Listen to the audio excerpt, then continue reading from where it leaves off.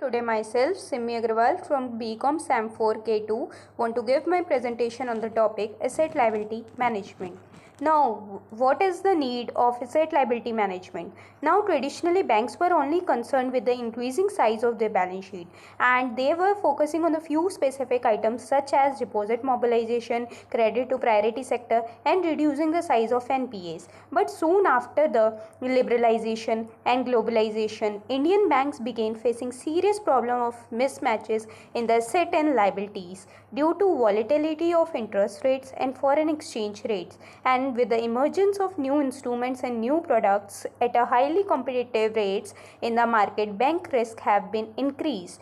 Now, one of the changes brought was the introduction of the concept of risk management to the asset liability management to manage this type of risk.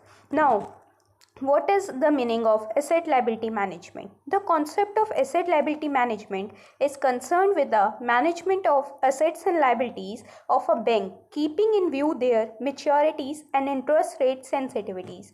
For example, the bank have been provided a loan for 20 years and taken a loan from another bank for 5 years, and hence the time gap between the 20 years and 5 years is 15 years, and hence this is one of the reason for the asset liability mismatch.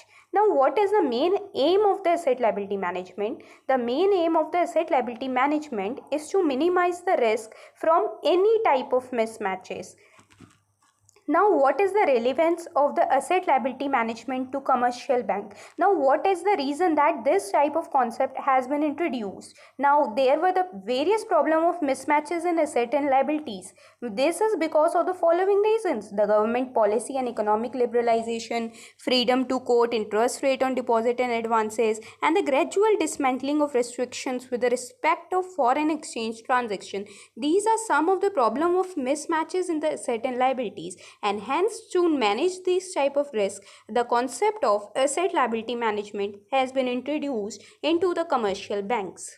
Now, what is how this asset liability management concept has been introduced? Now, the Narsimham Committee second has been passed some recommendations and pass it to the RBI to introduce effective risk management system to cover three type of risk: credit risk, market risk, and operational risk. And then, after a comprehensive risk management approach should be adopted, this guideline was issued by the Narsimham Committee second, and soon after this, ALM practices were adopted with the effect from 1 April 1999. RBI has issued guidelines for the introduction of ALM as a part of the risk management and control system in the banks. Now, what are the objectives of asset liability management? The main objectives of the asset liability management is to ensure stable or increasing net interest margin, adequate liquidity so that the bank can meet its financial worth, and acceptable level of net worth. Now, what is asset and liability mismatch? Suppose the bank has been providing a home loan of 20 years for which it will get his loan back after 20 years, but the bank had been taken the loan for 5 years from another bank, and hence the liability mature firstly rather than the asset, and hence it will be the one of the reason for the asset liability mismatch. Now, what are the types of asset liability mismatches in the bank? There are the three type of asset and liability mismatches. Number 1, long-term asset liability. Number 2, short-term asset liability. And number 3, medium-term asset liability. Now, what are the several type of mismatches? Number 1, currency mismatch. Number 2, maturity mismatch. Number 3, interest rate mismatch. Now, what is the scope of asset liability management? Now, ALM covers three following processes. Number 1, liquidity risk. Now, what is liquidity risk?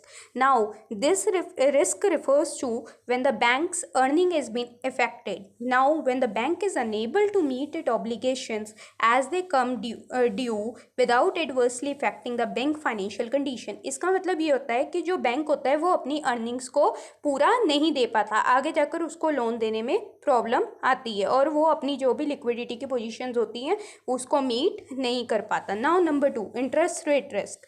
Now जैसे इसमें ले लेते हैं, जैसे हमने 10% का interest rate पे risk दिया, किसी को लोन दिया और वो 10% का जो रेट है वो 5% में चेंज हो जाता है आगे जाके, तो we are facing a risk of 5% interest rate, and hence this risk refers to as interest rate risk. Now what is capital market risk? Now the movement of the risk from the movement in equity or a credit on the balance sheet, this type of risk refers to as known as capital market risk.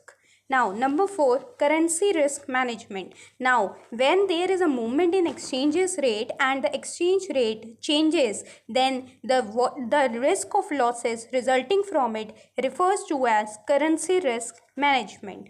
Now ratios in asset liability management. Now there are the different type of ratios are in the asset liability management. Suppose for example, number 1, interest spread.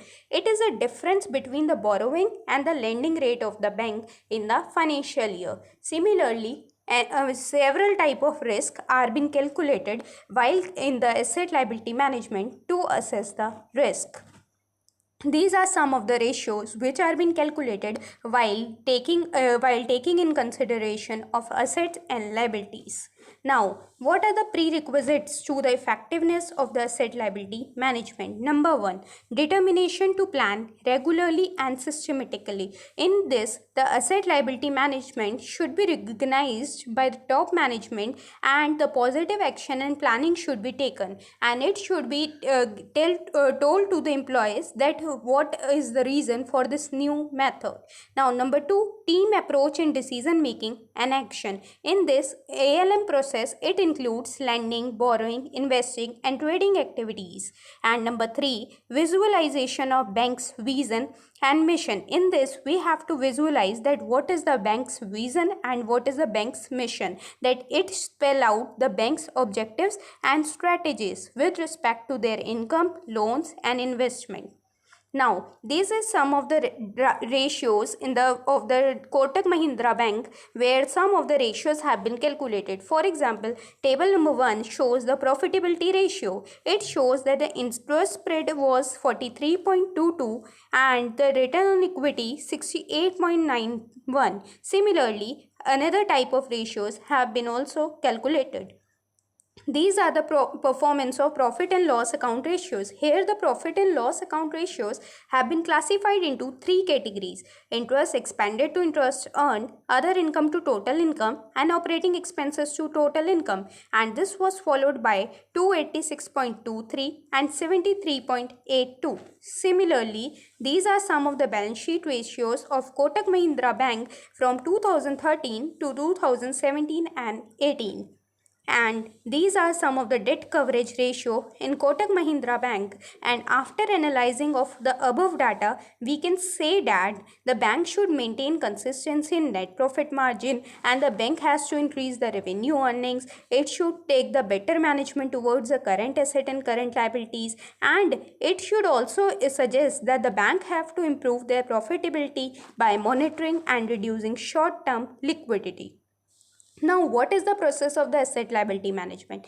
Number 1, measurement and the determination of the risk. Number 2, enhancement of the long-term profitability for a given level of risk. And number 3, management of risk. Now, what are the 3 pillars of ALM? Number 1, ALM information system, which contain management information system, information availability, accuracy, adequacy and expediency. Number 2, ALM organization, that which type of organization is handling in the ALM. And number 3, ALM process. Now, we will understand that what is ALM information system. Under this information system, banks are required to ensure the development of information procuring system so that any information can be procured easily for measuring, monitoring, controlling and reporting the risk. And number 2, ALM organization. The ALM organization guideline each bank at the top management level and the BOD that on the ongoing basis that they should review the appropriate policies and procedures and take timely action with a view of prospective risk. Number 3, ALM process. ALM process. Now, what is mean ALM process? This is meant to create parameters so that it can be managed the risk easily, which includes like identification of risk, that what type of risk it is being, measurement of risk, management of risk, and planning to mitigate the risk, that how this risk can be reduced. Now, this is the committee of ALM where it will be where it can be seen that how the committee of ALM is formed and they are able to handle the different type of risk.